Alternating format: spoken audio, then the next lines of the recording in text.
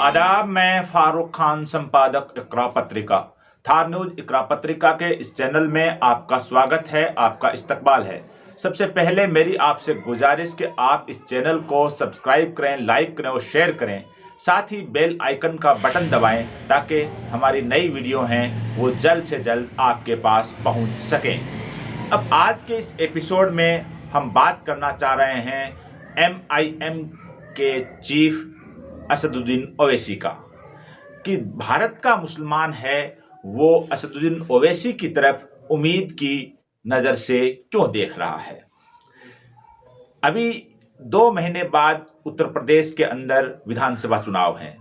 असदुद्दीन ओवैसी वहाँ बड़ी बड़ी सभाएं कर रहे हैं, काफ़ी संख्या में लोग उनको सुनने के लिए आ रहे हैं और पिछले दिनों वो राजस्थान भी दौरा करके गए हैं। पूरे देश का मुसलमान है वो असदुद्दीन ओवैसी को एक उम्मीद की नज़र से देख रहा है बड़ी संख्या में। जिसकी वजह क्या है?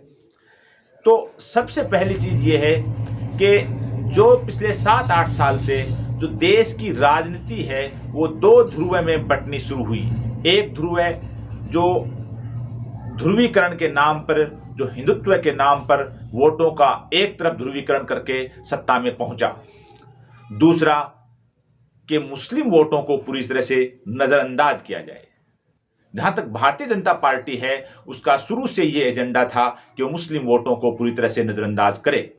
लेकिन 2014 में भाजपा को जब केंद्र सरकार पूरी बहुमत से मिली और बड़ा बहुमत मिला, तो जो दूसरी जो पार्टियां थी, जो विपक्षी पार्टियां जिनको हम कहते हैं, जिनको सेकुलर पार्टियां कहा जाता है, वो भी एक तरह से मुसलमानों से उन्होंने धीरे धीरे दूरियां बनानी शुरू कर दी।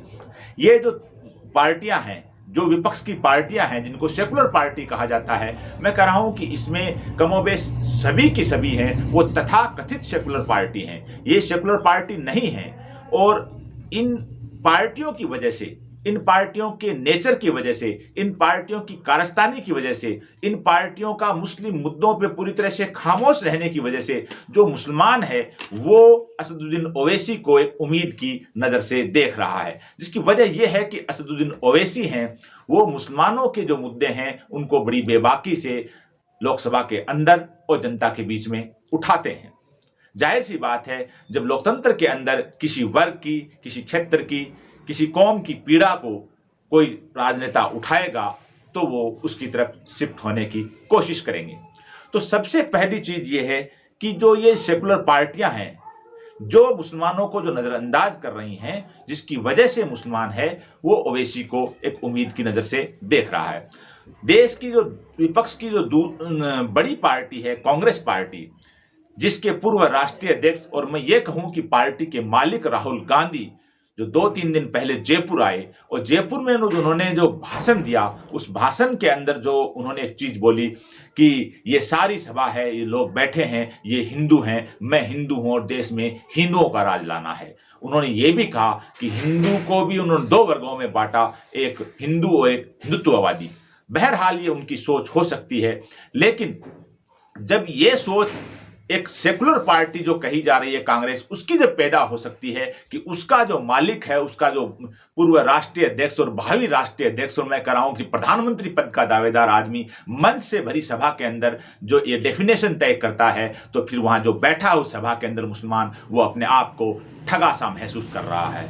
और ये राजस्थान की बात कर रहा हूं मैं, और राजस्थान का जो मुसलमान उस सभा के अंदर था वो कहीं भी, जो 2-3 दिन से हम उन लोगों के, बहुत से लोगों के संपर्क में आए, लेकिन कोई भी जो कांग्रेस का मुसलमान था जो सभा के अंदर था, उन्होंने राहुल गांधी के इस भाषण की कहीं उन्होंने सहमति व्यक्त करने की कोशिश नहीं की, समर्थन व्यक्त करने की कोशिश नहीं की। अलबत्ता बड़े बड़े कांग्रेस के मुस्लिम नेताओं ने दबी जुबान ये कहने की कोशिश की कि कांग्रेस है वो अब मुसलमानों के रहने के लायक नहीं है। कांग्रेस के नेता खुद चाहते हैं कि मुसलमान कांग्रेस पार्टी से दूर हो जाए। तो बात वही सभी सेकुलर पार्टियों की आ रही है, जो तथाकथित सेकुलर पार्टियां हैं, जो मुसलमानों के जो मुद्दे हैं उन मुद्दों के ऊपर कभी बोलना नहीं चाह रही हैं। पिछले 7-8 साल से ये खास तौर से हो रहा है और इस वजह से जो मुसलमान है वो असदुद्दीन ओवैसी की तरफ एक उम्मीद भरी नजर से देख रहा है। मैं आपको मुद्दों को भी बता रहा हूं कि मुसलमानों का जो बड़ा मुद्दा है वो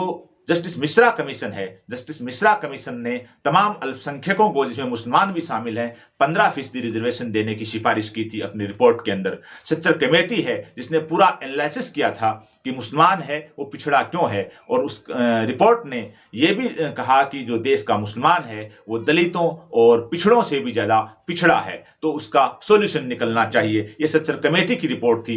लेकिन ये जो तथाकथित सेकुलर पार्टियां हैं, चाहे कांग्रेस हो, चाहे सपा हो, चाहे बसपा हो या दूसरी पार्टियां हो, जो केजरीवाल की जो आम आदमी पार्टी है, ये मुसलमानों के मुद्दों पे, मुस्लिम रिजर्वेशन पे, सच्चर कमेटी पे, मिश्रा कमीशन पे, वक्फ जायदादों के डेवलपमेंट है उसके मुद्दे पे, और मदरसा तालीम है, उर्दू तालीम है, उसके फरोग के मुद्दे पे ये अपना मुंह नहीं खोलती हैं। मुसलमानों का वोट लेना सब पसंद करते हैं। केजरीवाल ने जब मुसलमानों का वोट जो कांग्रेस को मिल रहा था, उस वोट को लेकर केजरीवाल ने अपनी दूसरी बार सत्ता स्थापित कर ली, लेकिन केजरीवाल हैं वो मुसलमानों के मुद्दे पे पूरी तरह से खामोश हैं। इसी तरह से कांग्रेस है, उसने बरसों बरस यानी पिछले 70 साल के अंदर मुसलमानों का वोट लिया और वो सत्ता के अंदर रही, लेकिन अब कांग्रेस है उसने भी मुसलमानों के मुद्दों से अपने आप की दूरी बना ली और बहुत सी जगह वो साबित करने की कोशिश करती है कि हम हिंदुत्व के मामले में बीजेपी से भी बढ़कर के पक्के और सच्चे हिंदू हैं, ये साबित करने की कांग्रेसी नेता कोशिश करते हैं, और राहुल गांधी ने भरी सभा में जयपुर में ऐसा किया भी है। अब जो बात यह है कि रिजर्वेशन के मामले में जो समाजवादी पार्टी है, इसने 2012 के अंदर चुनाव के अंदर यह कहा था कि हम सत्ता में आएंगे तो यूपी के अंदर 9% रिजर्वेशन देंगे। क्या हुआ? कुछ नहीं हुआ।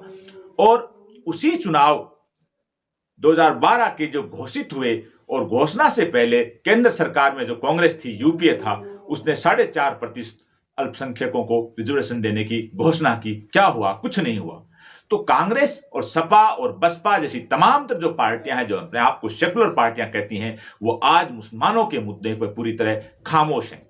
और उस खामोशी की वजह से जो जागरूक मुसलमान है, जो फिक्रमंद है अपने मुद्दों को लेकर के, वो रिजर्वेशन को लेकर के, वक्फ जायदाद को लेकर के, मदरसा तालीम को लेकर के, उर्दू तालीम को लेकर के, इन चीज़ों को लेकर के जो फिक्रमंद है, वो मुसलमान इन सेकुलर पार्टियों को देख करके आज ठगा सा महसूस कर रहा है कि हमने 70 साल में इन पार्टियों का साथ दिया, इन पार्टियों की सत्ता बनाई, लेकिन आज ये पार्टियां हैं हमारे मुद्दों के ऊपर पूरी तरह से खामोश हैं, और यहां तक कि टिकटों के बंटवारे में, पदों के बंटवारे में, राजनीतिक नियुक्तियों में ये पूरी तरह से भेदभाव बरत रही हैं। तो बेहतर है कि ऐसी पार्टियों में रहने की बजाय हमें उस पार्टी में जाना चाहिए या उस नेता के पीछे खड़ा होना चाहिए जो आज हमारी खुलेआम आवाज उठा रहा है। जाहिर सी बात है वो आवाज उठाने वाला असदुद्दीन ओवैसी है, और ओवैसी की तरफ बड़ी तेजी से मुसलमान है वो शिफ्ट हो रहा है। और यूपी चुनाव के अंदर जो बड़ी बड़ी सभाएं जो अभी से होने लग गई हैं ओवैसी की, वो ये चीज साबित कर रही हैं कि यूपी के अंदर ओवैसी के पास बड़े पैमाने पर मुसलमान जुड़ रहा है।